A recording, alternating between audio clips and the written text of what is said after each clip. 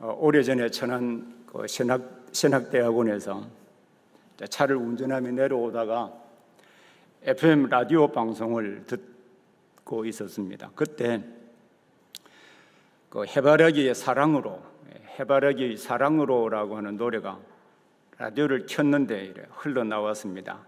해바라기 사랑으로 아시죠? 내가 살아가는 동안에 할 일이 또 하나 있지 하는 그 노래입니다. 가요이긴 하지만 참 좋은 가사 내용을 담고 있죠. 그런데 해바라기가 부르는 목소리가 아니라 다른 사람이 그 노래를 불렀는데 정말 잘 불렀습니다.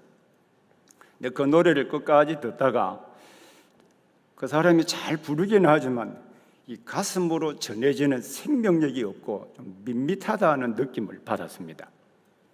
근데 그 곡을 다 듣고 진행자가 이 노래를 부른 사람이 세계적인 성악가 플라시도 도밍고라고 소개해 주었습니다.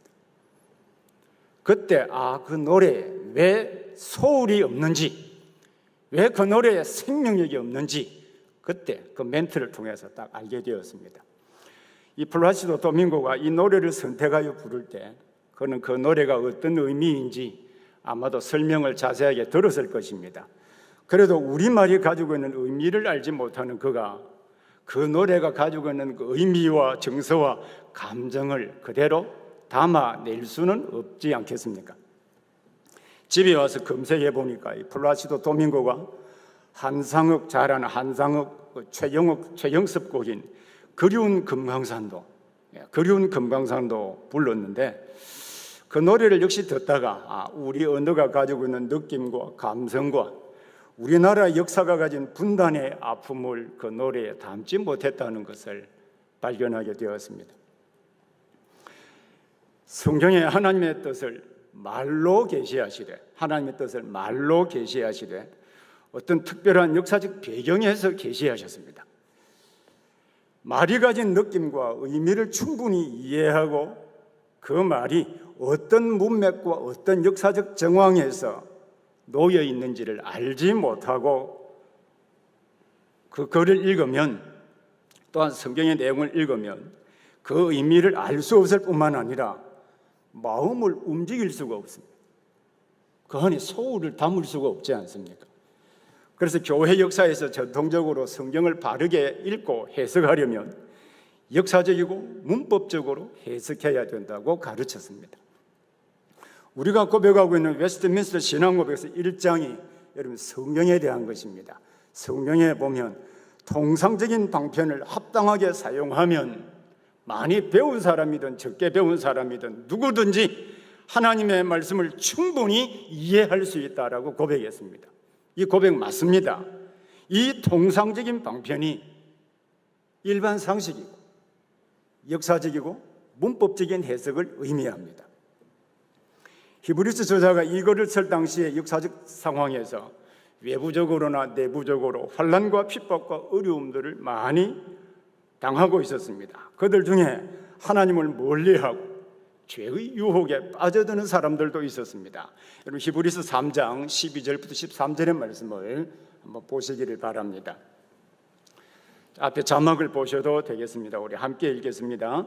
형제들아, 너희는 삼가 혹 너희 중에 누가 믿지 아니하는 악한 마음을 품고 살아계신 하나님에게서 떨어질까 조심할 것이요 오직 오늘이라 일컫는 동안에 매일 피차 권면하여 너희 중에 누구든지 죄의 유혹으로 완고하게 되지 않도록 하라 했습니다. 사실 믿음으로 살아가는 일은 다 믿음으로 살려고 노력하잖아요. 결코 쉬운 일이 아닙니다. 특히 삶이 어려우면 당연히 믿음의 갈등이 생기고 믿음의 의심이 생기게 되어 있습니다. 이때 여러분이라면 그 믿음의 갈등하고 의심이 생기는 성도들 또는 친구들이 있다면 무엇이라고 고민할 수 있겠습니까? 히브리서 저자는 성도들이 받은 구원이 얼마나 영광스럽고 놀라운 것인가라고 하는 것을 1장부터 9장까지 자세하게 먼저 설명을 했습니다. 그리고 교회 생활의 중요성을 강조했습니다. 이건 잘 아는 말씀입니다만 히브리서 10장 23절부터 25절의 말씀을 함께 보겠습니다. 자, 히브리서 10장 23절부터 25절 말씀인데요. 다 같이 함께 읽겠습니다. 또 약속하신 이는 미쁘시니 우리가 믿는 도리의 소망을 움직이지 말고 굳게 잡고 서로 돌아보아 사랑과 선행을 격려하며 모이기를 패하는 어떤 사람들이 습관과 같이 하지 말고 오직 권하여 그 날이 가까움을 볼수록 더욱 그리하자. 자, 여러분 여기에 믿는 도리의 소망, 이 믿는 하나님의 말씀을 움직이지 말고 굳게 붙잡을 뿐만 아니라 서로 돌아보아 사랑과 선행을 격려하는 사람은 누구일까요? 교회 가족입니다. 교회 가족.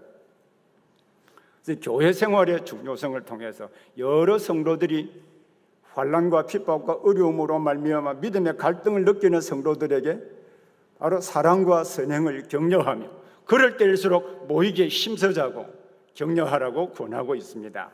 히브리서자는 이러한 권면과 더불어 믿음의 중요성을 다양하게 설명해 주었습니다. 그 중에 하나가 우리 교회 역사에서 믿음장으로 알려져 있는 히브리서 11장에 기록된 믿음의 인물들을 차례로 소개하는 것입니다. 이 인물들을 히브리서 12장 1절에서는요, 구름같이 둘러싼 허다한 증인들이 우리를 응원하고 있다고 했습니다.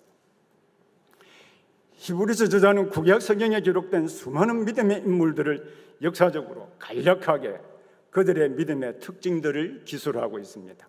그런데 그 인물들이 지닌 믿음의 특징들을 간략하게 기술했음에도 불구하고 그와 연관된 사건의 스토리 전체가 생각이 나도록 기록했습니다. 이러한 기록 방식을 인유법, 얼루전, 인유법이라고 여러 차례 말씀드린 바가 있습니다. 히브리서 저자는 믿음의 중요성을 강조하면서 히브리서 11장에서 믿음의 인물들을 역사적 순서에 따라서 기술했습니다. 오늘 우리는 요셉의 믿음을 함께 살펴보려고 합니다. 요셉은 17세의 어린 나이에 형들의 미움을 받아서 애굽의 종으로 팔렸습니다. 그가 30세에 애굽의 총리가 되기까지 13년 동안은 보디발의 집에서 종으로 있었고 이 기간 가운데 적어도 2년 이상은 억울하게 모함을 받아서 감옥 속에 있었습니다. 이때 나타난 요셉의 믿음도 우리는 매우 중요하고 또 탁월하다고 할 수 있겠지요. 그는 누가 보든지 보지 않든지 간에 신실하게 하나님 앞에서 성실하게 살았던 사람 가운데 한 사람이었습니다. 보디발의 아내가 그를 유혹하였을 때는 내가 어찌 이 큰 악을 행하여 하나님께 죄를 지으리까 라고 말하면서 하나님 앞에서 그의 믿음의 정절을 지켰습니다. 요셉이 총리가 되어서 그를 종으로 팔았던 형들을 만나게 되었습니다. 그때 감정이 어떠했을까요? 그때 요셉은 형들의 미움을 받아 애굽으로 종으로 팔려가게 된 그 아프고 처참한 역사조차도 바로 하나님의 섭리 가운데 그의 가족들을 구하기 위하여 하나님께서 먼저 자기 자신을 애굽에서 보내주신 것으로 이해했습니다.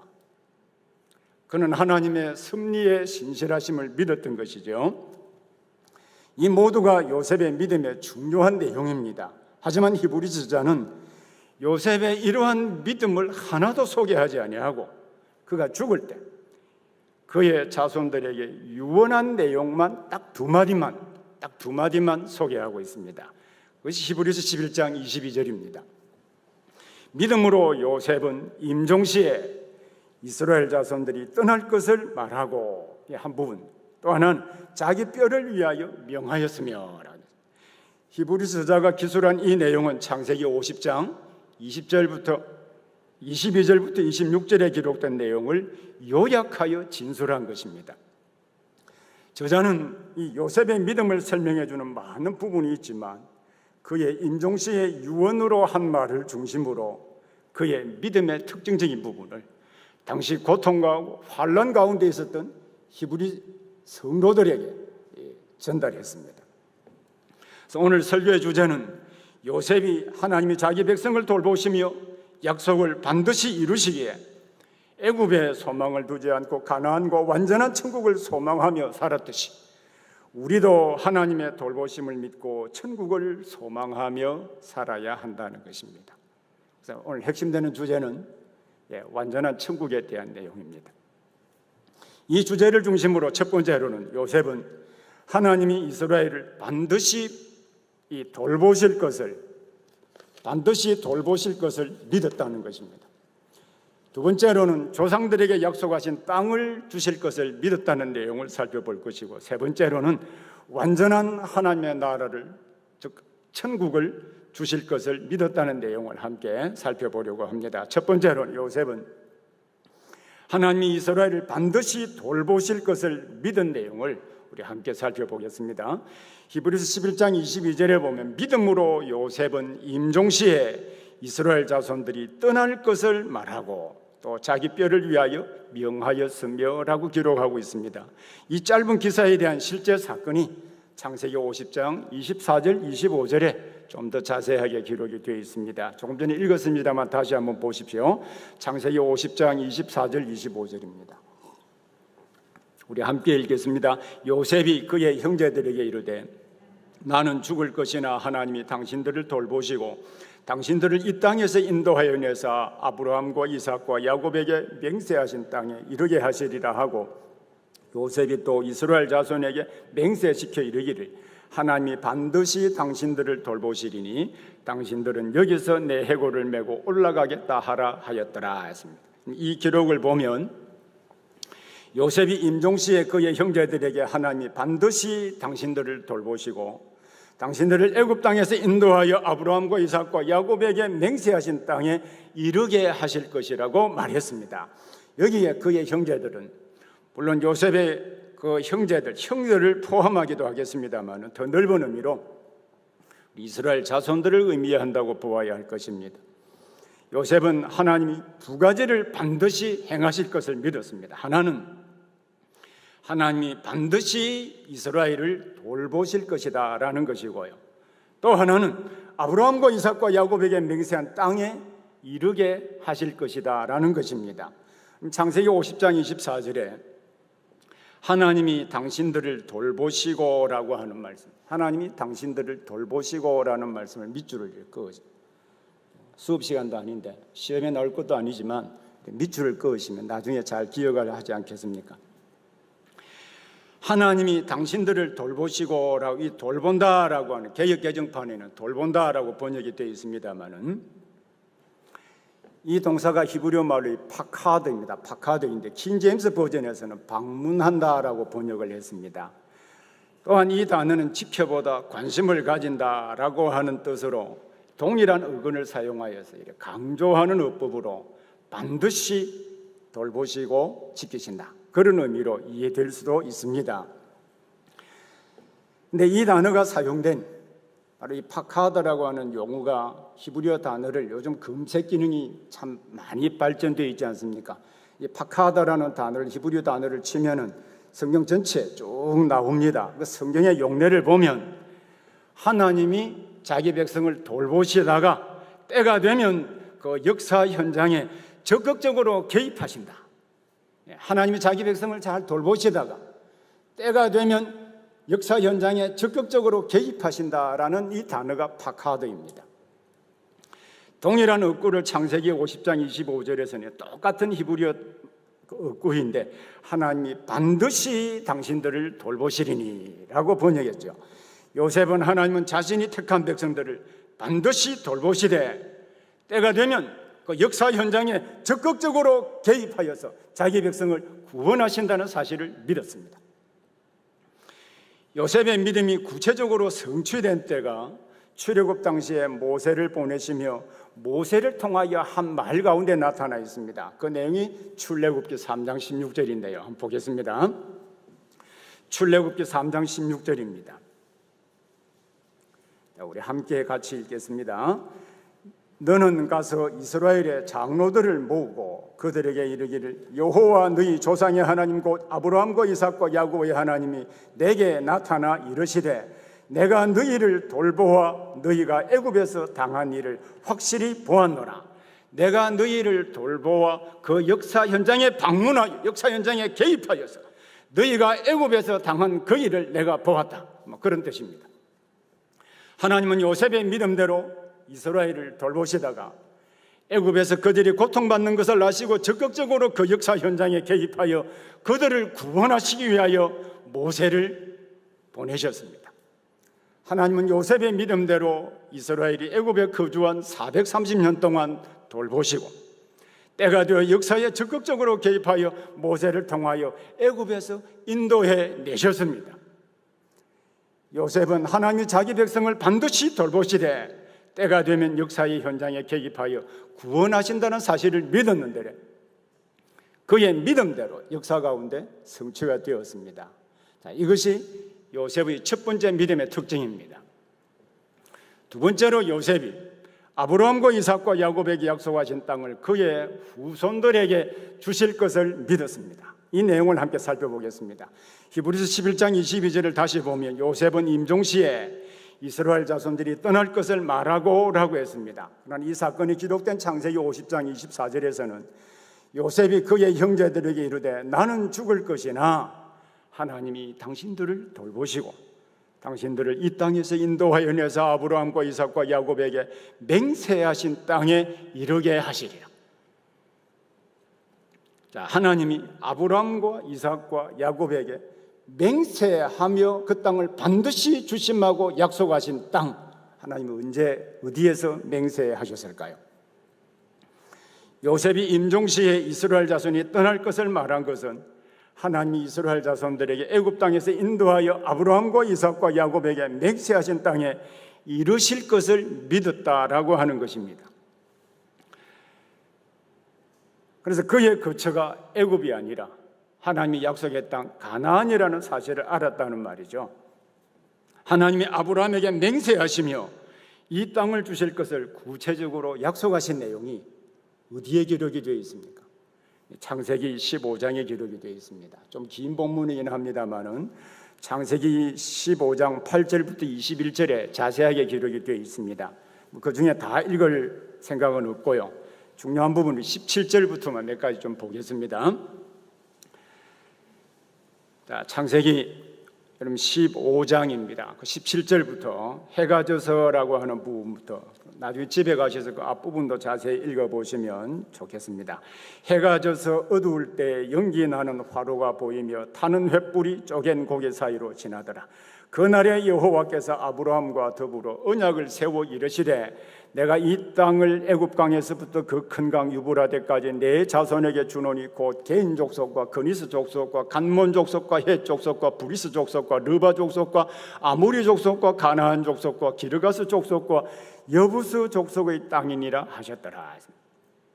이 하나님께서 맹세하신 그 배경에는 하나님이 아브라함에게 가나안 땅을 주시겠다. 내가 밟고 서 있는 이 땅을 너와 너의 후손들에게 주시겠다라고 약속하셨습니다. 그때 아브라함은 하나님이 많은 약속을 하셨는데 그 약속을 우리가 성취할 것을 어떻게 알 수 있는지 하나님 증거를 주십시오라고 요구했습니다. 그때 하나님께서 아브라함에게 3년 된 암소와 3년 된 암염소와 3년 된 수량과 산비둘기와 집비둘기 새끼를 가져오라고 하셨습니다. 아브라함은 그 하나님의 말씀의 의미가 무엇인지를 알고 암소와 암염소와 수량은 그 중간을 쪼개고 그 쪼갠 것을 서로 마주보게 하였습니다. 그리고 산비둘기와 집비둘기는 작은 것이기 때문에 쪼개지 않고 그냥 옆에 두었습니다. 이것은 당시에 언약, 계약을 맺는 매우 중요한 방식입니다. 계약 당사자가 서로 언약을 맺고 약속을 하고 난 뒤에 쪼갠 고개 사이로 계약 당사자가 함께 지나갑니다. 지나가고 나면 만약에 그 약속을 언약 당사자가 지키지 않는다면 쪼개진 고기처럼 죽임을 당하게 될 것이다. 그것을 표현하는 것이 이 언약의 핵심적인 내용입니다. 그런데 저녁 때쯤 되어서 연기 나는 화로가 보이면서 타는 횃불이 쪼갠 고개 사이로 싹 지나가고 하나님이 아브라함과 언약을 세워 애굽강에서부터 유브라데까지 내 자손에게 주실 것이라 라고 하셨습니다. 언약 당사자 두 사람이 같이 지나가야 된다고 그랬죠. 근데 누구만 지나갔습니까? 하나님만 지나가셨습니다. 그래서 언약을 맺을 때 언약 당사자가 함께 지나가야 하는데 하나님이 홀로 쪼갠 고기 사이로 지나가신 것은 하나님이 만약 아브라함에게 약속하신 그 땅을 주시지 않는다면 하나님 당신의 목숨을 내어놓겠습니다 라고 하는 자신의 목숨을 담보로 제시하시면서 맺은 언약입니다. 가나안 땅을 주신다는 약속이 이삭과 야곱에게 전수가 되었고 역시 요셉에게 전수가 되었고 이스라엘 백성들에게 전수가 되었습니다. 우리 창세기 48장 21절에 보면 전수된 과정 가운데 한 부분을 볼 수가 있습니다. 창세기 48장 21절에 보면요, 이스라엘이 요셉에게 또 이르되 나는 죽으나 하나님이 너희와 함께 계시사 너희를 인도하여 너희 조상의 땅으로, 너희 조상에게 맹세로 약속하신 그 땅으로 돌아가게 하실 것이라고 야곱이 요셉에게 전수한 것입니다. 그러면 요셉의 믿음대로 하나님은 자기의 목숨을 담보로 주시기까지 맹세하신 그 땅을 하나님이 주셨을까요? 요셉이 임종시의 믿음으로 이스라엘 자손에게 말한 대로 하나님은 그가 죽은 지 약 300년이 지난 뒤인 주전 1446년에 이스라엘 백성들이 바로 모세의 인도로 말미암아 애굽에서 나왔습니다. 그리고 광야 40년을 지낸 이후에 여호수아의 인도로 가나안 땅을 정복하고 각 지파에 따라서 하나님이 약속하신 대로 땅을 분배해 주었습니다.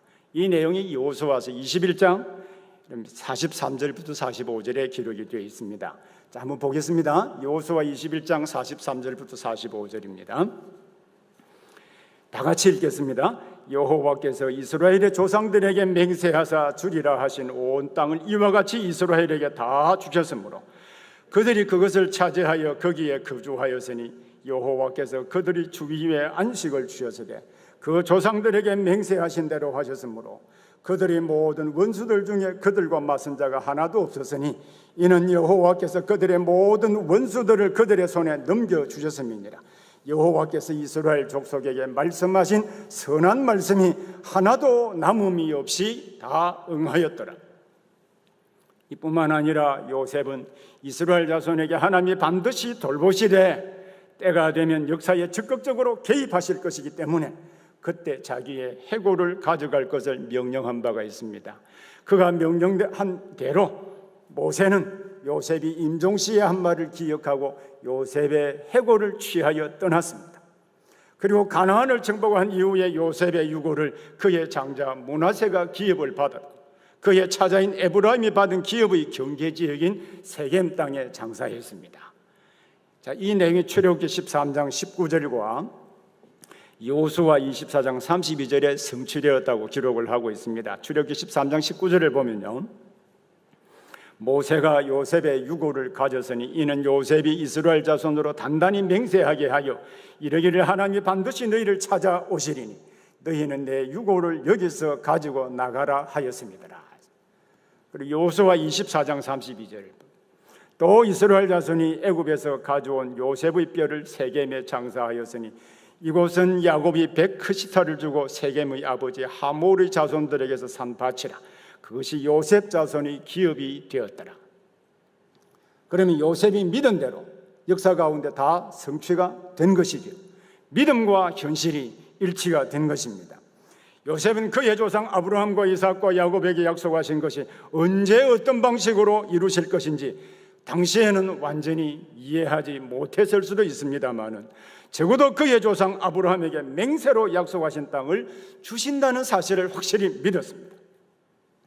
요셉의 믿음대로 하나님은 이스라엘을 반드시 돌보시고 역사에 개입하실 것이라고 믿은 대로 이스라엘을 돌보아서 모세를 통하여서 이스라엘 백성들을 구원해 주셨습니다. 그리고 여호수아의 인도로 아브라함과 이삭과 야곱에게 맹세로 약속하신 땅을 차지했고 그의 유골로 애굽에서 가져와서 세겜에 장사했습니다. 자, 그러면 이것이 전부일까요? 요셉이 바라본 것이 이것이 전부이고 이것이 그가 바로 바라본 행복한 결말일까요? 해피엔딩이 여기까지 끝난다면 해피엔딩이라고 말할 수 있을까요? 세 번째로는 요셉이 궁극적으로 믿었던 것이 무엇인지 이제 한번 살펴보겠습니다. 요셉은 이미 살펴본 대로 하나님이 이스라엘을 반드시 돌보시되 때가 되면 적극적으로 역사에 개입하실 것을 믿었고 아브라함과 이삭과 야곱에게 맹세로 약속하신 땅을 주실 것을 역시 믿었습니다. 그의 믿음대로 역사 가운데 실현되었습니다. 하지만 아브라함이나 이삭이나 야곱과 요셉이 바라본 것은 이것이 전부가 아니었습니다. 구속 역사적인 면에서 이 일은 하나님이 약속하신 땅을 차지하는 이 사건 자체는 하나님의 약속이 역사 가운데 일부가 성취되었다는 점에서 매우 중요합니다. 이 역사 가운데 실현되었다면 그 역사의 종말에 있을 일도 실현된다고 하는 것을 가시적으로 보여주는 증명이 될 수 있기 때문입니다. 땅에 대한 약속은 항상 이중적인 면을 지니고 있습니다. 그 두 가지 면을 깊이 고려를 해야 되는데, 한 면은 요셉은 이스라엘 자손들이 하나님이 맹세하시며 주신 땅에서 복과 은혜를 누리게 될 것을 믿었다는 것입니다. 요셉 당시에는 하나님이 언제 어떤 방법으로 이스라엘이 하나님이 맹세로 주심하고 약속하신 땅을 차지하고 그 땅에서 누리는 은혜가 무엇인지 율법을 주시기 전이었기 때문에 잘 알 수는 없었습니다. 하지만 그의 정조부 아브라함과 조부 이삭과 아버지 야곱을 통하여 주신 복을 볼 때 단순히 땅만 주신 것으로는 볼 수가 없었습니다. 출애굽한 이후에 시내산의 율법을 주신 이후에 그 땅에서 어떤 복을 받게 될 것인지 구체적인 복을 나열해 놓은 것이 있습니다. 그것이 신명기 28장입니다. 신명기 28장 1절부터 14절에 기록이 되어 있습니다만은 28장 1절부터 6절의 말씀만 우리 같이 함께 읽겠습니다. 신명기 28장 1절부터 6절입니다.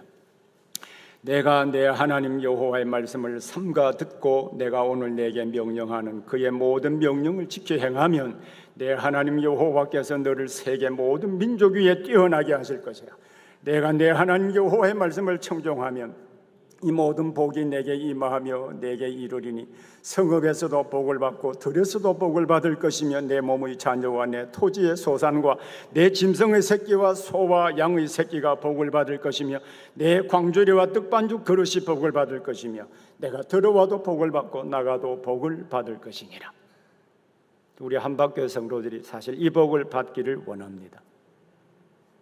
하나님은 맹세로 주신 땅에서 그가 선택하신 이스라엘 백성들이 이 복과 은혜를 누리며 살기를 원했습니다. 이 복은 이 세상에 살 때 꼭 필요한 일이고 하나님의 형상인 인간이 차별 없이 자유롭게 살 수 있도록 하기 위한 장치이기도 합니다. 경제 문제는 역사적으로 지금까지 항상 인류에게 시험거리가 되어 왔습니다. 유명한 종교개혁자요 신학자이며 목회자였던 존 칼빈이 세계 역사를 바꾼 위대한 책이라고 할 수 있는 그의 책인 기독교 강요에 보면 이 경제 문제와 관련된 시험이 오른쪽에서도 오고 왼쪽에서도 온다라는 표현을 사용했습니다. 오른쪽에서 오는 시험은 이것입니다. 오른쪽에서 오는 시험은 재물과 권세와 명예와 같은 것으로 보기에는 좋게 보이나 사람의 눈을 흐리게 하여 하나님을 잊어버리게 하고, 또 왼쪽에서 오는 시험은 가난과 치욕과 무시당함과 고통 등으로 뜻대로 되지 않으면 절망 상태에 빠져서 확신과 소망을 버리고 하나님에게서 완전히 멀어지게 된다라고 했습니다. 후자가 훨씬 더 삶을 피폐하게 만든다고 하는 것을 하나님도 아셨고 칼빈도 알았습니다. 저는 개인적으로 우리 교회 성도들이 하나님의 계명을 지켜 행함으로 이 땅에서 신명기 28장 1절부터 6절에 명시된 이 복이 흘러가기를 원합니다. 그래서 사람들의 눈치를 보지 아니하고 자유롭게 말할 수 있는 자유, 필요하면 모든 것을 내려놓고 쉴 수 있고 여행도 할 수 있는 자유, 이웃과 사회에 적극적으로 봉사할 수 있는 자유를 가지기를 원합니다. 이것이 하나님의 뜻이기도 하고 요셉이 하나님이 맹세로 주신 땅에 포함된 내용이기 때문입니다.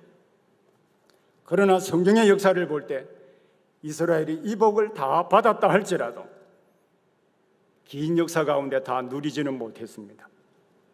가나안 정복 이후에 땅을 차지하여 처음에 짓지 않은 집을 차지하고 젖과 꿀이 흐르는 땅 가나안 땅을 소유했습니다마는 그들이 하나님과 맺은 언약의 말씀 계명을 지키지 아니하므로 사사시대 약 350년, 왕정시대 약 464년 동안 다윗과 솔로몬 시대 일부를 제외하고는 이 복과 은혜를 누리지 못했습니다.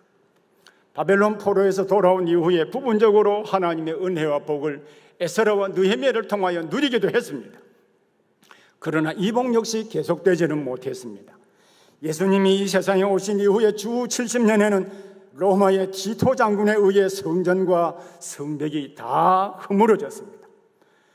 그 후 주 1095년부터 시작된 십자군 전쟁으로 거의 200년 동안 이스라엘이 전쟁으로 시달렸습니다.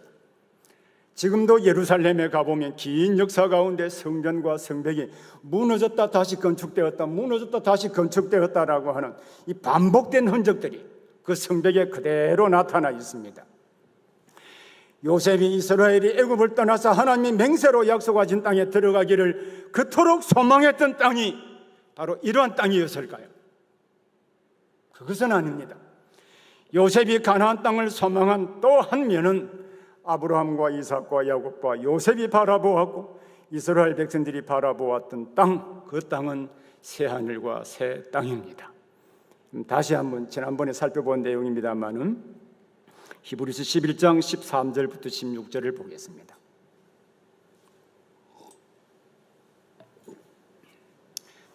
히브리서 11장 13절부터 16절입니다. 다 같이 함께 읽겠습니다. 이 사람들은 다 믿음을 따라 죽었으며 약속을 받지 못하여서되 그것들을 멀리서 보고 환영하며 또 땅에서는 외국인과 나그네임을 증언하였으니 그들이 이같이 말하는 것은 자기들이 본향 찾는 자임을 나타냅니다. 그들이 나온 바 본향을 생각하였더라면 돌아갈 기회가 있었으리니와 그들이 이제는 더 나은 본향을 사모하니 곧 하늘에 있는 것이라. 이러므로 하나님이 그들의 하나님이라 일컬음 받으심을 부끄러워하지 아니하시고 그들을 위하여 한 성을 예비하셨느니라. 이 사람들 아브라함과 이삭과 사라와 야곱입니다. 이 사람들은 다 믿음을 따라 죽었으며 약속을 받지 못하여서되, 이것도 밑줄을 그어 놓으라고 그랬죠. 하나님이 약속을 하셨습니다마는 그 약속이 성취되는 것을 보지 못했다 할지라도 그 약속을 멀리서 보고 환영했다라는 말입니다. 그 약속의 끝자락에 놓여 있는 것이 한 성, 새 예루살렘 성입니다. 바로 이 성은 완전한 하나님의 나라, 천국이기도 합니다. 세상에 속한 나라가 아니라 하늘에 있는 나라, 아브라함과 사라와 이삭과 야곱의 본향이고 우리 모든 성도의 본향이기도 합니다. 이것이 우리 신자가 항상 바라보아야 될 믿음의 궁극적인 목적지입니다. 이 나라는 어떤 곳일까요? 영원토록 하나님과 교제하면서 사는 곳입니다. 죽음도 고통도 슬픔도 전쟁도 경제적인 아픔도 없는 곳입니다. 요셉은 우리가 앞에서 살펴본 바와 같이 17세의 어린 나이에 형들의 미움을 받아 애굽의 종으로 팔린 바가 되었습니다. 그가 30세에 애굽의 총리가 되기까지 13년 동안에 보디발의 집에서 종으로 살았고 억울하게 적어도 2년 이상은 감옥 속에서 살았습니다. 요셉은 그가 평생을 보낸 애굽 땅, 그것도 그의 생애 가운데 80년은 애굽의 총리로서 세상의 부귀와 영화를 누렸습니다. 80년 동안 애굽의 총리로 부귀와 영화를 누렸습니다. 하지만 애굽에서의 부귀와 영화가 그를 애굽에서 있어야 할 이유는 되지 못했습니다. 우리 믿는 신자들은 항상 요셉이 바라본 이 세계를, 또 다른 세계인 이 세상을 바라보아야 합니다. 이것이 우리 믿음 생활의 궁극적인 목표입니다. 당시 히브리서 저자가 이 편지를 쓸 당시의 성도들은 이 말씀을 들었을 때 어떤 의미가 있었을까요? 핍박이 예상되고 여러 가지 어려움이 예상되는 그 시대에 요셉이 바라본 세계를 바라보고 정말로 그들이 위로를 받았을까요? 세상이 전부가 아니라 영원한 세상이 그들 앞에 전개되어 있다는 사실을 생각하고 그들의 삶에 정말 위로와 소망이 되었을까요? 저는 이 말씀을 진지하게 읽은 참된 신자라고 한다면 요셉이 바라본 그 나라를 바라보고 인내하며 믿음을 지켰다고 믿습니다. 하지만 오늘날 사람들은 자신들이 현재 이 세상을 더 좋아하고 사는 것처럼 보이기도 합니다. 그들은 주님이 재림하시게 되면 완전하게 될 나라가 온다고 하여도 이 말을 믿으려고도 하지 않습니다. 자기 스스로 성도인 것처럼 말은 합니다마는 현실적으로 이 나라를 갈망하며 살려고 하지도 않습니다. 그 나라의 백성으로 살기를 두려워하고 부끄러워하는 사람들도 있습니다. 세상에서의 쾌락에 길들여져서 부귀와 명예와 행복과 세상의 위치를 차지한 일에만 온통 마음이 빼앗겨 있습니다. 요셉은 그의 후손들에게 한 유언을 통하여 80년 동안 애굽에서 총리의 지위에 있으면서 부귀와 영화를 누렸습니다마는 이것이 그의 생애의 목표가 될 수 없다는 점을 분명히 했습니다. 그의 유언대로 요셉의 시신은 당시 애굽에서 가장 발달된 미이라로 처리되어서 애굽에 입관되었습니다. 창세기 50장 26절에 보면요, 요셉이 110세의 죽음에 그들이 그의 몸에 향재료를 넣고 애굽에서 입관하였더라. 향재료를 넣고 애굽에서 입관하였더라. 미이라로 만들었다는 말입니다. 사람들이 죽은 이후에 아무리 좋은 향재료와 방부제를 사용하여 처리를 잘한다고 할지라도 그것이 죽은 자에게 무슨 의미가 있겠습니까? 지금도 애굽에 가면 수많은 미이라가 발굴되어 있고 전시되어 있습니다. 우리가 잘 알고 있는 애굽의 바로 투탕카멘이 황금관에 그의 미이라가 전시가 되어 있습니다. 우리가 잘 아는 중국의 마오쩌둥과 북한의 김일성이 역시 그의 시신이 방부제 처리가 되어서 사람들에게 규칙적으로 전시가 되고 있습니다. 죽어서 미이라로 보존되든 방부제 처리로 잘 보존하여 사람들에게 전시되는 것이 여러분들의 꿈이라고 한다면 세상의 방식대로 살아도 됩니다. 이 세상이 전부라고 한다면 여러분, 이것이 무슨 의미가 있겠습니까? 요셉은 이 세상이 전부가 아니라고 하는 사실을 누구보다도 잘 알았습니다. 그가 해골을 애굽에 두지 말고 가져갈 것을 명령한 것은 그가 장차 들어가게 될 주 예수 그리스도께 십자가에 죽어주심으로 말미암아 예비해 놓으신 그 영원한 하나님의 나라를 바라보았기 때문입니다. 여러분은 이 세상에서 몇 년 동안 살고 싶습니까? 우리나라 사람의 평균 수명은 몇 세일까요? 제가 평균 수명을 묻기 전에 이 평균 수명이 무엇인지 바르게 정의할 필요가 있습니다. 우리나라 통계청의 정의와 자료에 따르면 이제 갓 출생한 사람이 영세이잖아요. 영세에 갓 출생한 출생자가 향후 생존할 것으로 기대되는 평균 생존 연수를 가리켜서 평균 연수라고 말합니다. 집에서 인터넷 찾아보십시오. 다시 한 번 더요. 우리나라 통계청 정의와 자료에 따르면 영세, 지금 갓 출생한 아기가 향후에 생존할 것으로 기대되는 평균 생존 연수를 가리켜서 평균 수명이라고 말합니다. 이를 또 다른 말로 기대 수명이라고 말하기도 합니다. 우리나라 평균 수명은 2019년을 기준으로 83.3세입니다. 우리나라의 2019년 기준으로 83.3세입니다. OECD 국가 가운데 2018년 기준으로 일본이 84.2세, 미국이 78.7세입니다. 근데 2018년 기준으로 한국은 82.7세입니다. 물론 이 평균 수명은 병이나 사고가 없이 건강하게 산다고 가정한 수명입니다. 우리가 이 땅에서 평균 수명 이상으로 건강하게 또는 80, 90, 100세까지 산다고 가정해 봅시다. 이 세상이 전부라고 한다면 우리가 소위 신앙생활이라고 부르는 이 세상에서 하나님을 섬기는 생활, 이 세상에서 하나님을 섬기는 생활은 어떤 의미가 있을까요? 이 세상이 전부라고 한다면 사도 바울이 부활장인 고린도전서 15장에서 말한 것처럼 세상에서 우리가 가장 불쌍한 사람으로 알려지게 될 것입니다. 오히려 이 세상에서 쾌락을 즐기는 일에 목적을 두게 될 것입니다. 여러분, 고린도전서 15장 19절 말씀을 먼저 함께 찾아보기를 바랍니다. 자, 고린도전서 15장 19절입니다. 함께 같이 읽겠습니다. 만일 그리스도 안에서 우리가 바라는 것이 다만 이 세상의 삶뿐이면 모든 사람 가운데 우리가 더욱 불쌍한 자이리라. 자, 다시 한번 더 읽겠습니다.